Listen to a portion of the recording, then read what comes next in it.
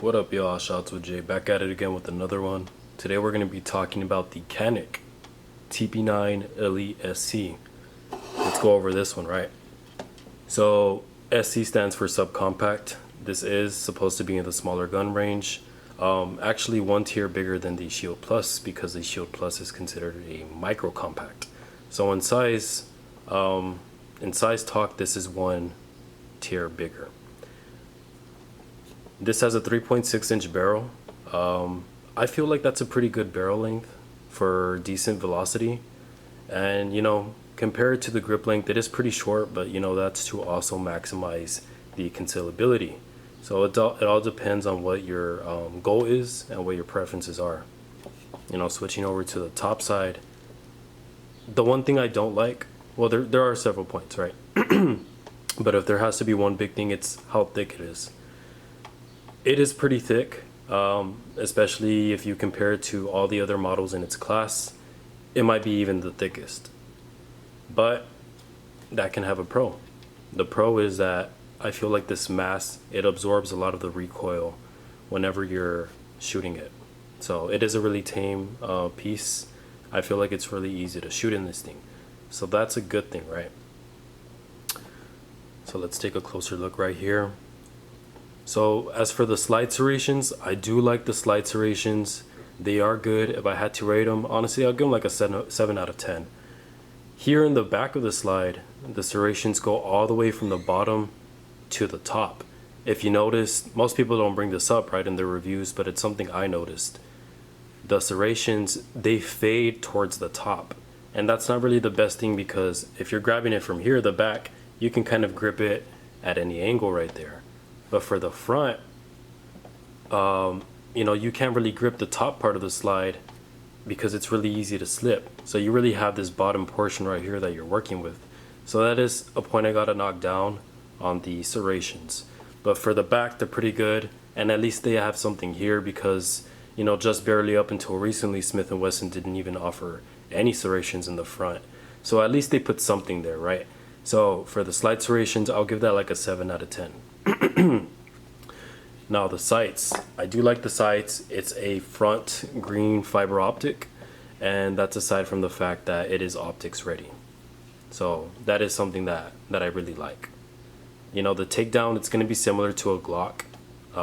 Really easy. You just pull these down, pull the slide back, and that's it, disassembled, right? Now the slide release. Now this thing is massive. That's something I really like. I don't like the pieces that have small little button or a small little release. This right here, it's really easy to send this thing back home. You can't even miss it. That is something I really like right there. It also has this little text ring right here, and this I like to use for my support hand, and that's for taming the recoil during the shots. The text ring is gonna reduce any slip of your thumb, so I feel like that really helps with speed shooting. Now, one piece of this thing where it really shines compared to pretty much everything else on the market is, well, unless you upgrade it, is the trigger. Everybody knows how awesome the CANIK triggers are, and let me show you it. So this is a several stage trigger, and that's for the initial take up, right? So that's the first wall, that's the second wall. However, that's the break. It's super crisp. It's awesome, right? And the reset is just unreal on this. It really seems like you upgraded this thing, but this is how it comes from the factory. Let's take a look. Just right there. Really short, really crisp, really audible, tactile, all of that. So the trigger, I don't really think there's a need to swap it out. If you do swap it out, it's only to get it more insane, but I think it's already good the way it comes.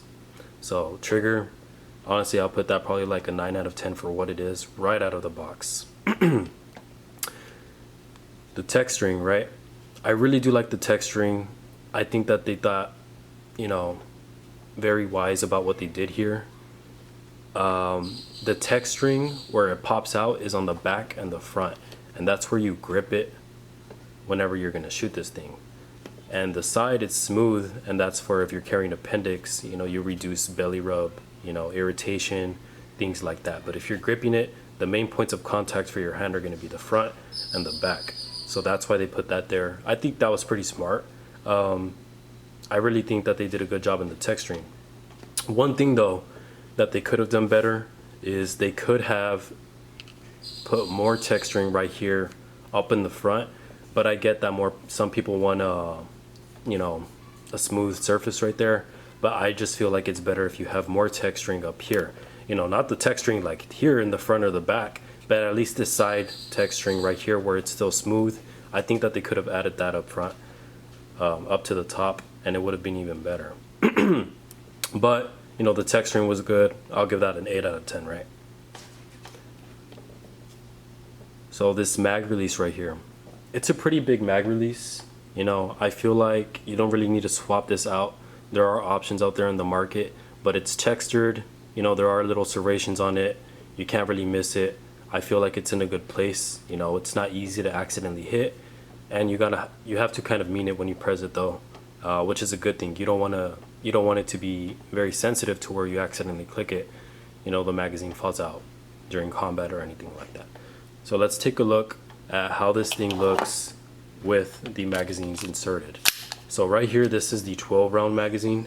So if it's 12 plus 1 in the head, you're looking at a total of 13 rounds. I feel like this is a pretty good setup right here, just like this. The box that it comes with does offer different base plates that you can use for different purposes. So for instance, they have a base plate where there's no extension, where it's flat, kind of like that, and that's for more concealability if that's your main primary purpose. However, I did want this little extension right here on the base plate, and that's for a pinky grip. I just feel like it gives a better purchase, and you know, it's imitating a full-size grip as much as possible, at least. So I do like that they offer all those options in the box. I feel like you do get a complete package, and you can easily conceal it like that.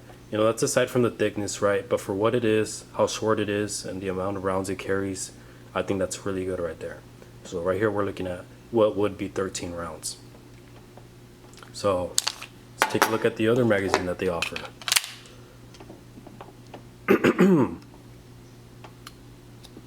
This looks pretty sweet. You know, I do carry this mag around sometimes like this, but for the most part it would be with this one, since concealability is the primary goal. For the 15 round magazine, this is 15 rounds, so if you're talking about, you know, full setup, you're looking at 15 plus 1, 16 rounds right here, which is pretty good. I would use this magazine if it were up to me for home defense or as a backup mag, you know, maybe carry it on the side, unless, right, your primary carry like this with a sweater, a jacket, things like that, that's where I think you could use this for, you know, primary carry. You know, maybe if it's winter time, you know, the seasons do matter, right? So that's how it looks like. I would usually use this for home defense though, which I did used to. This is not my home defense right now, but this is one of my main carries. So upgrades, options on things you can do with this. Honestly, the good thing with CANIK is that the aftermarket, it's insane. You know, it's not as good as the Glock or, you know, Smith & Wessons for the M&Ps. It's close though. It is close to the M&P, but I don't think it's quite there yet. I think there's a lot you can do with this. They offer threaded barrels, fluted barrels, trigger upgrades. It has a rail right here. You can put a light, different optics. You can switch out the base plates for your magazines. Even right here, you could switch out the grip. That's the thing right here. You could also swap out if you got a, you know, depending on your hand size, you want a smaller grip, a bigger grip. There's so many things you can do with this. I know, aside from texturing, you know, that they do offer, you know, like the wraps, you could also go ahead and get the Smith & Wesson Shield Hogue grip. It's not meant for this, but I've tried it and tested it myself. You can use it. I've confirmed it myself. The only thing you would need to do is get the Shield Hogue grip, boil it right to the point where it's like stretchy enough, and then, you know, after you take it out, you know, within that 30 seconds before it hardens or, you know, molds back to its shape, you got to kind of squeeze this on as fast as you can so it can shape and mold to the way this piece is. And you could do that instead if you didn't want to get any texture wrap, right? It's just an option. It's out there and I've tried it myself. It's a pretty cool option that you have right there. So overall, I really do like this piece. I don't regret picking this up at all. I would definitely pick this up over the MC9 any day of the week, right? And not just because, you know, of the issues that they have. Even if you're taking off the issues, I just feel like the slightly bigger barrel length is going to have better velocity. I feel like it carries better, and I feel like it handles the recoil better. So I would handle this over the MC9. It's just my take on it. So yeah, let me know what you guys think, your thoughts, any comments, and if you guys have one of these or what else you carry instead of this. I'd like to know everything that you guys think of. You know, I don't have any regrets with this thing. At the time I picked this up in 2021 in January, it was about $450 excluding tax. So with tax, you're looking at maybe $500, maybe around there. I know it's, you know, not as much these days, but at the time, you know, that's what it was, and I took a chance on it, and it's ran really well ever since. I never even had a jam with it, so I really like it. No regrets. This is the CANIK TP9 Elite SC. Let me know what you guys think.